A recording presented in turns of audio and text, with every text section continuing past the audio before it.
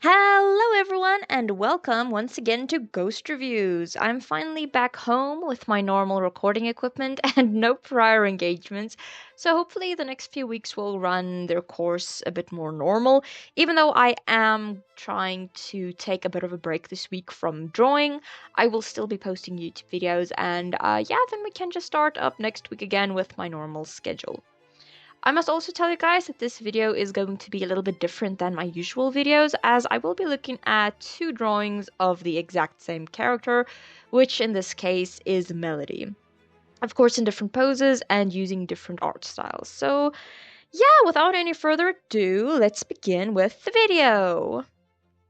So, firstly, let's get into some background. The last time I drew this character, I was playing around with lighting, mainly. I mean, more shadows than lighting, but still. That meant that Melody actually came out looking very mysterious and moody, and that you couldn't really make out that she had two different color eyes or two different yellows in her character. And yeah, it just didn't really show that half and half thing that I was really looking for. And that half and half, split hairstyle actually came from two of my favorite characters in the whole wide world. Well, not really characters, but still. The first, of course, is Melanie Martinez. I have done a speed draw of her before. And the other one is Shoto Todoroki, who is an anime character and also a super long crush of mine. Yeah. The lighting and the texture did give her more of an ominous and crazed look that I still am pretty proud of today. But overall, because of the lack of actually seeing any features, I did decide to take another course.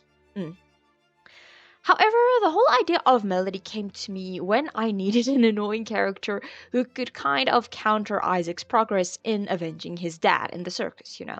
So she was going to be that annoying tsundere character that could tame beasts. I don't really remember why I made her the beast tamer because it wasn't really that necessary. It's kind of the ringmaster's job to tame the beasts, I think, but I just thought it was kind of an interesting thing. She can help out Clyde sometimes with the classic clown stuff, throwing pies, folding balloon animals, and things like that. But mostly her role is to be an animal tamer. And yeah, she is the circus boss's daughter, which means she can do whatever the hell she wants with no real repercussions on her behavior.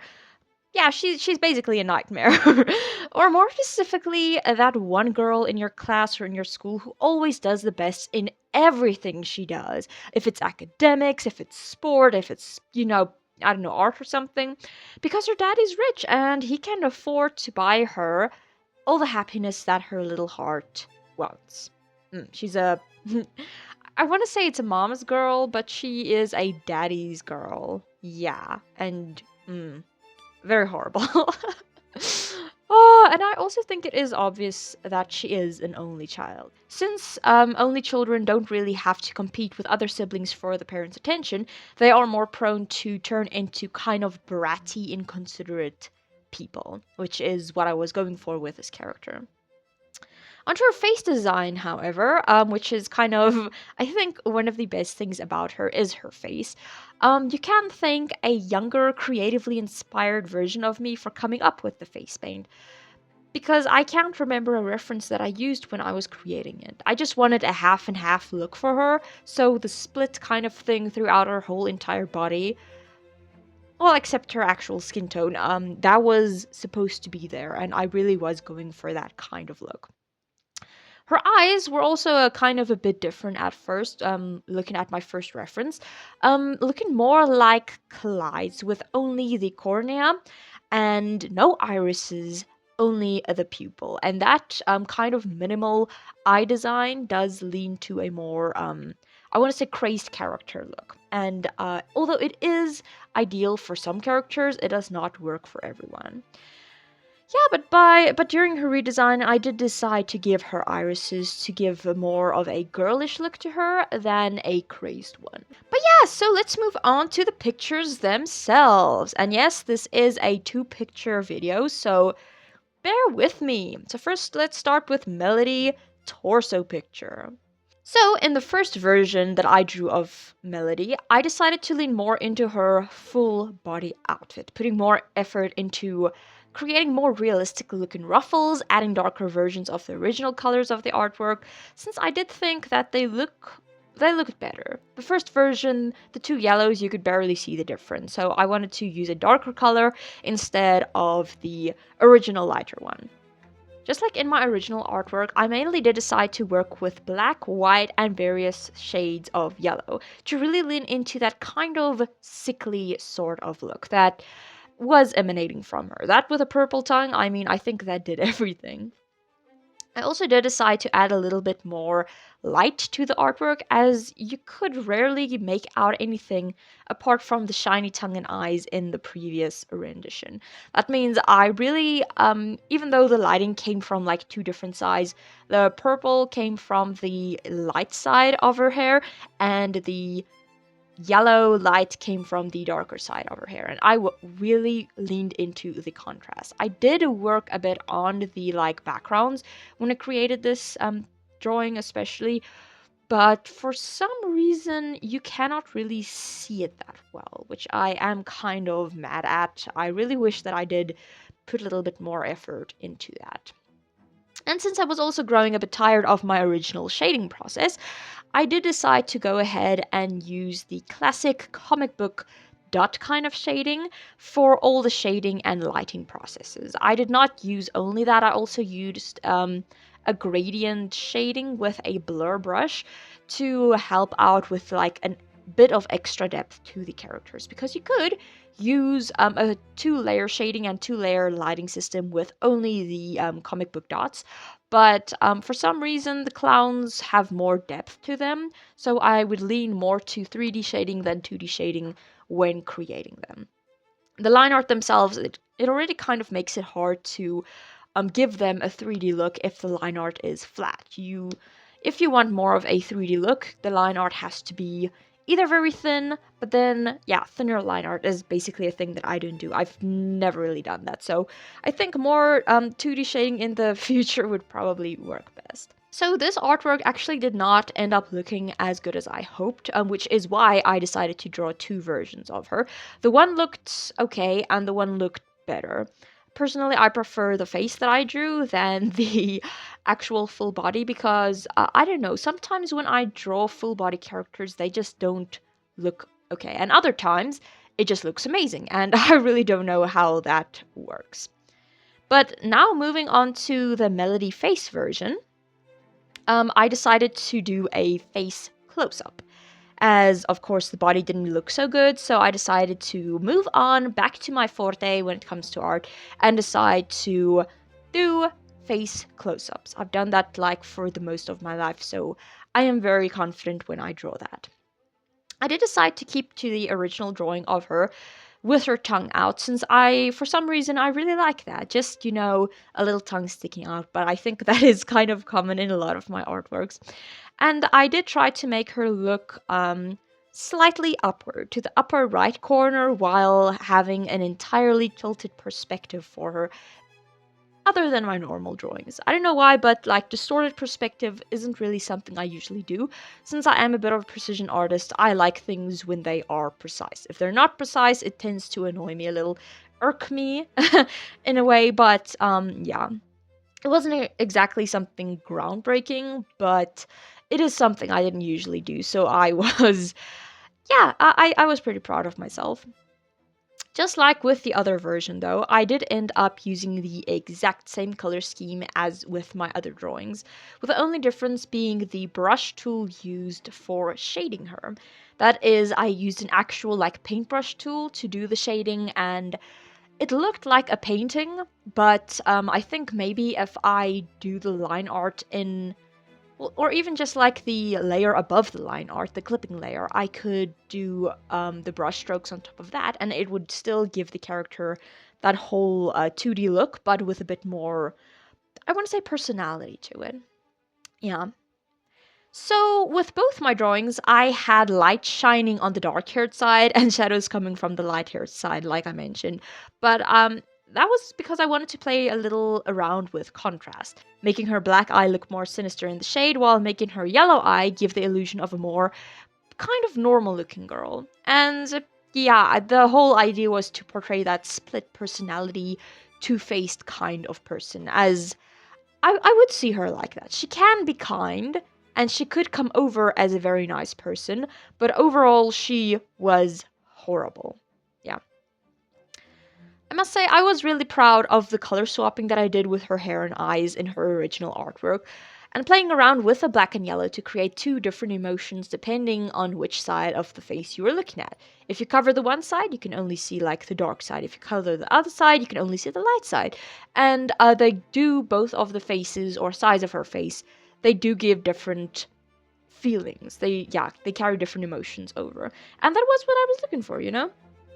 The black cornea especially, um, in a lot of characters, is often seen as more creepy or even sinister in movies. Like, one example at the top of my head is The Nun, where she has, I think her eyes are red or something, but her corneas, they are black. And that is a kind of, it's definitely not normal. But yeah, it does lean into the creepy, half evilish side of her. And it's also a mystery if her real eyes do look like that. I'm gonna leave it up to you guys if they are color contacts or like her actual eyes. But either way, they still look like hella painful. Anyway, let's move on to the final section, which is the tip section. Yay! So, as you guys have probably guessed, this past week had been quite busy. I couldn't decide which of the drawings of Melody I liked better, even though I kind of liked the face better, but I didn't really have a lot of recording footage since I was very busy and I forgot to record half of the work that I did, so yeah, I just decided to throw both of the drawings in one video and give you guys a bit of a treat as kind of an apology for my late upload for Saturday, so yeah. But rest assured, this is not a regular thing. I am gonna try and stick to 2 videos a week, but I might be moving on to one video and put more effort into it, like only on Saturdays or only on Fridays or something. Because I do realize that the more time you have, the more effort you put in. And last week I did not do too much. But yeah, anyway, on to the tips. So, tip number 1 is to try out different poses before deciding to add color or to continue with your drawing in general. Many artists don't really make use of this step, but it is pretty important. Why? Well, so you can end up drawing the best version of your work. We often fall into the trap of, my first drawing looks okay, let's add color, when in fact we should just wait and see if there isn't a better pose or angle that could bring across the same message or a better message, you know? Therefore, it is critical to play around a little before deciding, hey, this one looks best. Yeah. Tip number 2 is to play around with different techniques. And this could be shading techniques, this could be art techniques, this could be the way that you're drawing, any kind of techniques. So, before my anime redraw phase, I was pretty much stagnant in my work, since every single damn art piece used the same art styles, the same shading, the same lighting, the same colors, and more or less the same poses, if I'm being honest. So, I'm not saying throw away your art style, I'm just saying that it's best to try out a few new things, like different shading techniques, like using different brushes if you can, different color palettes, or yeah, even things that you've never heard of before that looks interesting in like an artist that you really admire and they use a certain technique, then you can use it too. Because that is, I think that's how people learn. And it might seem like a super tedious process, but I do guarantee that it will make art more fun for you because it's something new and people tend to have more fun with new things that they learn. And you can pick up a few new things in the process. The third and final tip that I have for you guys today is to not be afraid to change a color palette if it doesn't work out. Now, it is a bit scary to do that since usually creating a color palette is one of the first things that you do. But a little secret from my side is that Melody has been through quite a few color changes in the past, and she's the only character that has gone through this for some reason. I don't know why. during my first video of her, I actually kept redoing the flat colors until eventually it kind of looked okay to me. First, I used white and yellow, then I used black and yellow, then I think a few other things happened, and I tried to fix the whole time. Her original idea was more white and yellow, but since she already had white in her face, I did not want to add that again, so we kind of got rid of that then. I did decide that I indeed did prefer her original color palette, and over on my Instagram you can see both the light version and the dark version of her, because yeah, I personally like the lighter one, but the darker one has a bit of another vibe to her. It could be maybe different outfits for her in that case, because I'm pretty sure clowns don't wear the same thing every single time. But yeah, and you know what? Both versions look okay. They don't look bad, they just look okay.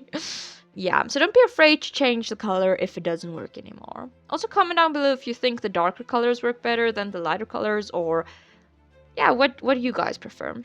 Anyway, in conclusion, this has been my speed paint video on Melody, the animal tamer of my clown group. And yes, each different art style has its pros and cons. Personally, I really like working with the paint-like shading in the close-up version of her face. And that is simply because with paint, even like with pencils and stuff, you don't have to be precise with drawing like a border where the shading should go and where the lighting should go. And even though it is very like prominent in especially anime, the like 2D shading and lighting style. If you want a bit more freedom and a bit more loose style, then definitely using the paintbrush tool or even like the blurry gradient might be a better option for you. But yeah, remember, if you guys did enjoy this video, please don't forget to leave a like and subscribe to my channel if you haven't already, as it really does help out a ton, showing me that all the time and effort going into these videos actually, it wasn't for nothing. Yeah. And also, if you are curious about what the altered end product looks like, please feel free to check out my social media links in the description box below, especially my Instagram, which has weekly posts, my TikTok, which has all the line art speed draws, my Redbubble shop, which has a lot of merchandise containing some of my older works, as well as my Artistree account, where you can order custom artworks at pretty reasonable prices. But yeah, so again, thank you guys so much for having watched this far. Your support really does mean the world to me, no matter how small it is. So until I see you guys next time, please stay safe and remember to keep practicing. Bye!